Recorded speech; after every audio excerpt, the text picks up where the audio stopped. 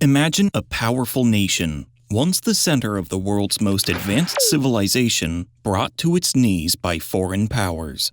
This is the story of China from the early 19th to the mid-20th century, a tale of conflict, humiliation, and eventual resurgence. Our journey begins in the early 1800s under the rule of the Qing dynasty. China, rich in culture and resources, faced increasing pressure from Western powers eager to expand their trade and influence. The first major conflict that set the stage for the series of unequal treaties was the First Opium War. The British Empire, determined to balance its trade deficit, flooded China with opium grown in India. The resulting addiction crisis prompted the Chinese government to take action, leading to a dramatic confrontation. In 1839, Chinese Commissioner Lin Zexu seized and destroyed over 20,000 chests of opium, sparking the First Opium War. The British, with their superior naval power, quickly overwhelmed the Chinese defenses. The war ended in 1842 with the signing of the Treaty of Nanking. This treaty forced China to cede the island of Hong Kong to Britain, open 5 key ports to British trade and residents, pay an indemnity of 21 million silver dollars, and grant extraterritorial rights to British citizens who could now be subject to British rather than Chinese law.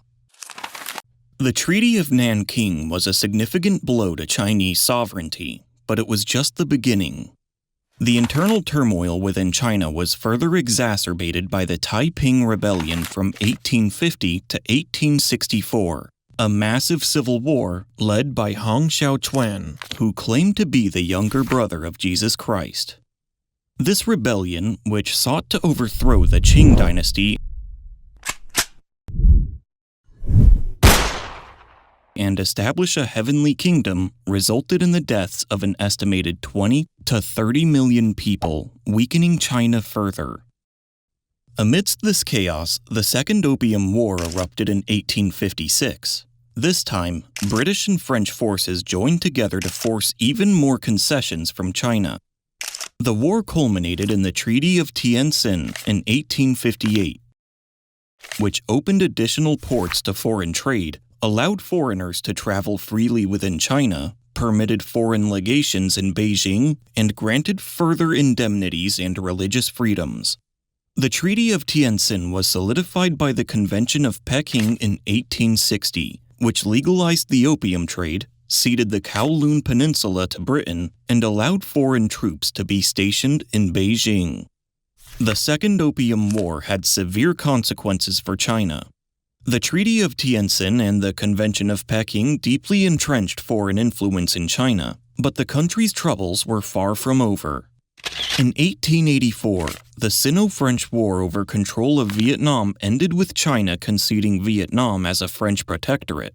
The more devastating blow came a decade later with the Sino-Japanese War.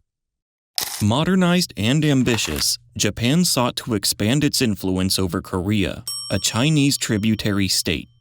The Chinese defeat in 1895 led to the Treaty of Shimonoseki, where China was forced to cede Taiwan, the Pescadores Islands, and the Liaodong Peninsula to Japan, recognize Korea's independence, and pay a massive indemnity of 200 million taels of silver. The Treaty of Shimonoseki had far-reaching consequences. The cession of Taiwan marked the beginning of Japanese colonial rule, which lasted for 50 years. Under Japanese rule, Taiwan underwent significant industrial and infrastructural development, but the Taiwanese people also experienced harsh colonial policies and repression. Meanwhile, the loss of the Liaodong Peninsula was a strategic blow, though it was temporarily returned to China under pressure from Russia, France, and Germany in exchange for further indemnities and concessions. This event, known as the Triple Intervention, highlighted the geopolitical rivalries of the great powers in East Asia. Amid these external pressures, internal discontent continued to simmer, leading to the Boxer Rebellion in 1899. The Boxer Rebellion, also known as the Yehetuan movement, was a violent, anti-foreign and anti-Christian uprising. The Boxers, a secret society known as the Righteous and Harmonious Fists, were primarily peasants who practiced martial arts and believed they had magical powers that could make them invulnerable to bullets. Their numbers swelled to about 100,000 by the peak of the rebellion.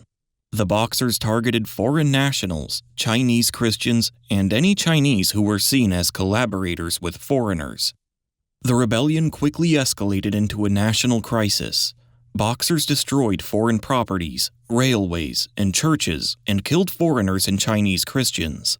The Qing dynasty, initially ambivalent, eventually supported the Boxers, leading to direct confrontations with foreign powers. In response, an 8-nation alliance, including Japan, Russia, Britain, France, the United States, Germany, Italy, and Austria-Hungary intervened. The alliance's forces defeated the Boxers and occupied Beijing. The resulting Boxer Protocol of 1901 imposed severe penalties on China, including an indemnity of 450 million taels of silver, the execution of officials who supported the Boxers, and the stationing of foreign troops in Beijing and other key areas. The Boxer Protocol represented a profound humiliation for China. The indemnity alone was equivalent to twice the Qing government's annual revenue, and its payment placed a heavy burden on the already struggling economy. The occupation of Beijing and the presence of foreign troops in the capital further underscored China's loss of sovereignty. The destruction of fortifications like the Dagu forts and the imposition of a ban on arms imports crippled China's ability to defend itself. Moreover, the protocol mandated that China send formal apologies to Germany and Japan for the murders of their envoys, further emphasizing the extent of the humiliation. The human cost of these conflicts was staggering. During the First Opium War, thousands of Chinese soldiers and civilians lost their lives. The Taiping Rebellion was one of the deadliest conflicts in history, with an estimated 20 to 30 million deaths. The Second Opium War resulted in additional casualties and suffering. The Sino-French War and the Sino-Japanese War also inflicted heavy losses on China, with tens of thousands of soldiers and civilians killed. The Boxer Rebellion saw thousands more killed, including both Chinese and foreign nationals. The Allied intervention in Beijing led to widespread destruction and loss of life. The cumulative toll of these wars and the resulting treaties not only devastated the population, but also crippled China's economy and weakened its political structure. These successive blows culminated in the fall of the Qing dynasty in 1912, following the Xinhai Revolution. Revolutionary forces led by Sun Yat-sen aimed to establish a republic, and the last Qing emperor, Puyi, abdicated, marking the end of over 2,000 years of imperial rule in China. However, the newly established Republic of China was beset by fragmentation and internal strife, entering the chaotic Warlord Era from 1916 to 1928. During the Warlord Era, China was divided among military cliques, each vying for control. This period saw constant warfare, shifting alliances, and widespread suffering among the civilian population. The central government in Beijing had little control over the regions, and foreign powers continued to exploit China's weakened state. Despite the chaos, the period also saw the emergence of new political and intellectual movements, including the rise of the Chinese Communist Party in 1921. The May 4th movement in 1919 was a pivotal moment in modern Chinese history. Sparked by the Treaty of Versailles' decision to transfer German-controlled territories in Shandong to Japan rather than returning them to China, the movement saw mass protests by students, intellectuals, and workers. It marked a significant shift towards modern political and social ideas, including the spread of nationalism, anti-imperialism, and Marxism. The intellectual ferment of the May 4th movement contributed to the founding of the CCP and the beginning of a long and bloody power struggle with the Nationalist Party.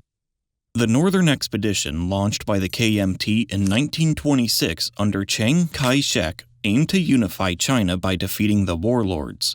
By 1928, the KMT had established a national government in Nanjing. However, the fragile unity was short-lived as the Chinese Civil War between KMT and the CCP broke out in 1927. This conflict was temporarily paused during the Second Sino-Japanese War from 1937 to 1945, where both parties united against the common enemy. The Second Sino-Japanese War was marked by brutal atrocities, including the infamous Nanjing Massacre where an estimated 300,000 Chinese civilians were killed.